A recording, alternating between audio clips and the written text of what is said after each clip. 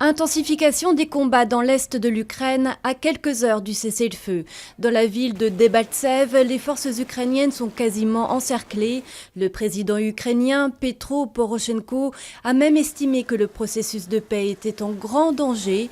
Washington accuse Moscou de continuer à déployer des armes lourdes dans le pays.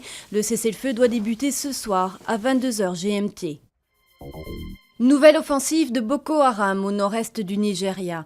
Des centaines d'hommes du groupe islamiste ont envahi samedi matin la ville de Gombe avant de se retirer quelques heures plus tard. Le président nigérian a demandé l'aide américaine pour les combattre. Depuis une semaine, Boko Haram multiplie les attaques au Nigeria et dans les pays limitrophes. Le Tchad a été attaqué vendredi pour la première fois sur son sol.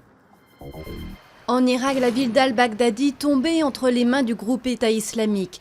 Al-Baghdadi était l'une des seules localités de la province d'Al-Anbar restée sous le contrôle du gouvernement irakien. Elle se trouve à quelques kilomètres de la base aérienne d'Al-Assad où 300 militaires américains se trouvent pour entraîner les forces de sécurité irakiennes. L'ouverture des magasins le dimanche de nouveau à l'Assemblée nationale. Les députés ont voté la création de zones touristiques internationales où les commerces pourront ouvrir tous les dimanches ainsi que les soirs jusqu'à minuit. La question divise profondément à gauche. Des députés PS frondeurs ont appelé le ministre de l'économie Emmanuel Macron au compromis politique sur le sujet.